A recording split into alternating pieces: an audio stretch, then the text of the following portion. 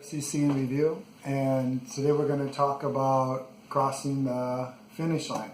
And there's three things that I'm just talking about three things. There's probably more than three things, but we're just looking at three things today that will help us cross the finish line and complete all that the Lord has called us to do. So the first thing is we have to fix our eyes, our thoughts on the future. And Philippians 3:13-15, Paul says that this one thing I do, forgetting the past, and I press forward to the mark of the high calling that is in Christ Jesus.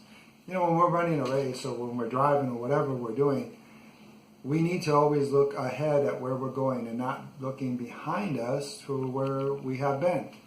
I remember when you first start driving or what have you, there's a tendency to always want to look around or look behind. But the danger of that is, and you can't see where you're going, you're not paying attention, and you could run into something that would be avoidable, or you could miss a turn. I mean, there's so many different things that you could avoid as long as you keep looking at where you're going. So Paul tells us if we want to run this race that we're running for Christ, you got to keep your eyes, your thoughts fixed on Him. Forget those things that are behind you, the past failures or the successes, whatever it is. Throw that back, cast it off, and then keep your eyes fixed on the future, on where you are going.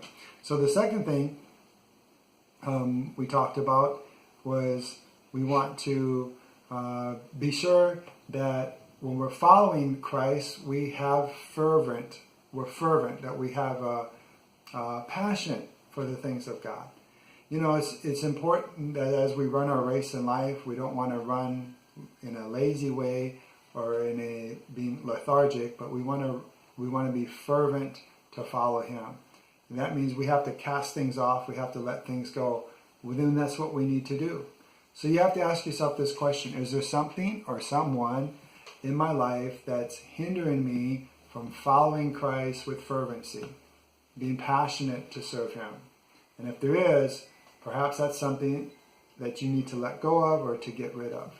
So the first thing is we have to fix our focus on Him, our thoughts. And then we have to fervently follow Him with all your heart, follow Christ. And then the third thing would be we want to be faithful to fulfill all that He called us to do. You know, Jesus said, I must always be about my Father's business. And if you think about it, He's looking at not just the big things we do in life, but even the small little things. Remember, He said, well done, my good and faithful servant, that you did something well and you were faithful in it.